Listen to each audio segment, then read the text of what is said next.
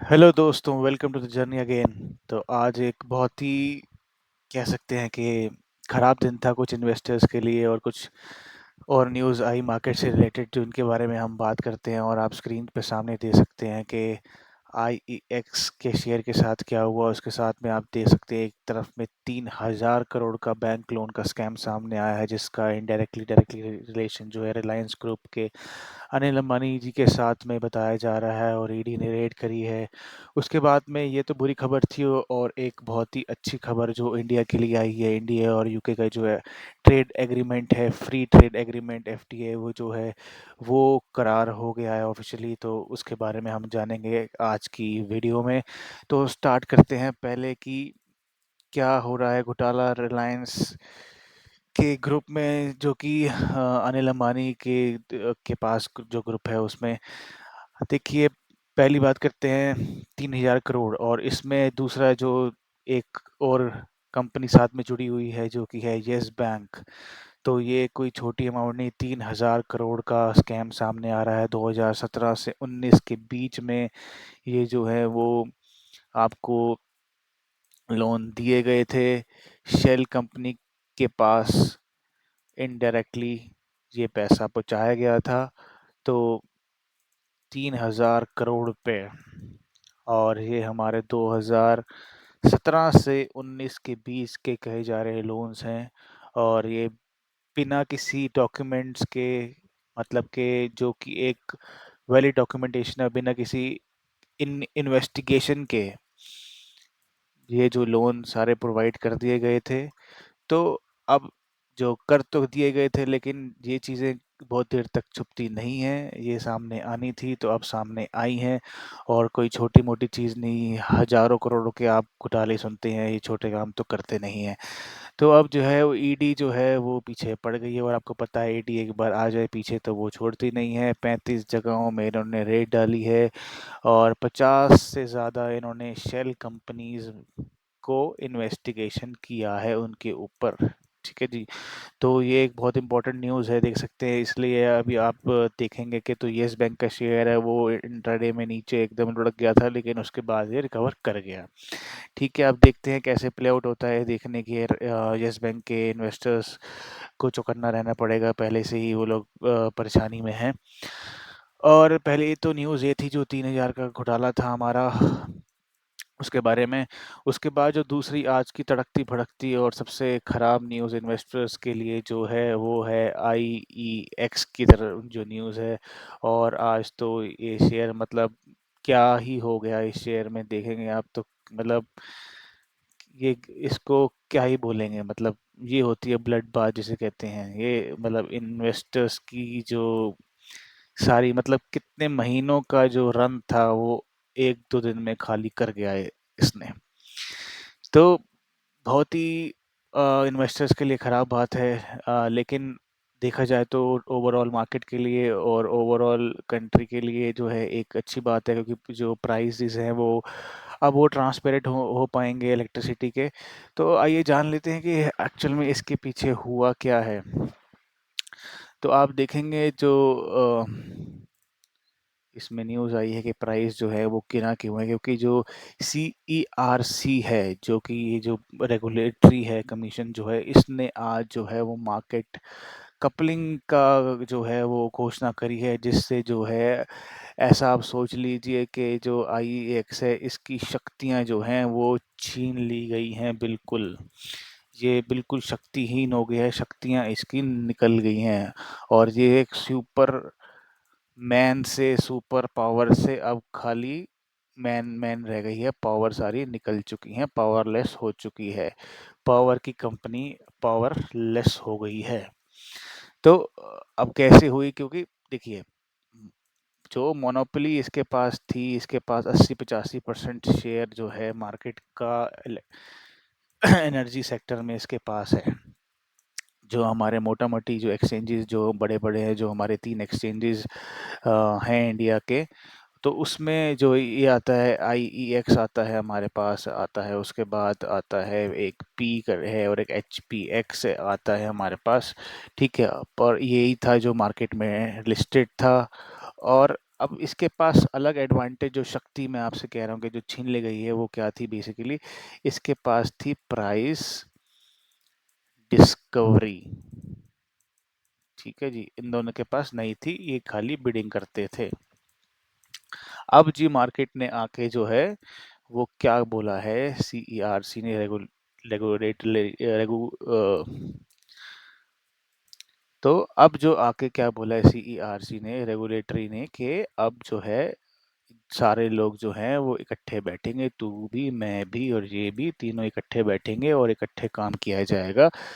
Price bidding मैं भी करूंगा, बिडिंग तू भी करेगा, बिडिंग ये भी करेंगे। बिडिंग करने के बाद कोई है जो एक गवर्नमेंट के साइड से शायद कोई एक एजेंसी बनेगी जो कि अब जो है वो प्राइस डिस्कवरी करा करेगी।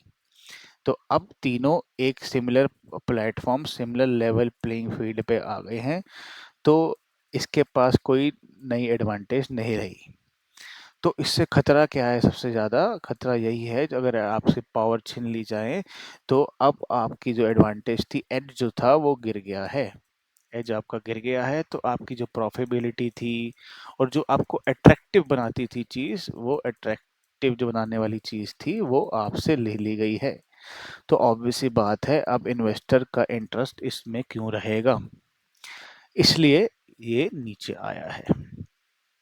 ठीक है, तो अब इसमें क्या है कि अब मार्केट कपलिंग की जो हुई है वो बेसिकली आप लोगों को थोड़ा अगर मैं समझाना चाहूँ, तो सोचो आपके पास तीन अलग अलग किराना स्टोर हैं। ठीक है सर, अब तीन अलग अलग किराना स्टोर आपके पास हैं और सब अपना प्राइस जो है वो लगाते हैं। ठीक है जी, तीन लोग हैं, एक दो तीन, सबका अलग अलग प्राइस है लगाने का। अब मार्केट के आने के बाद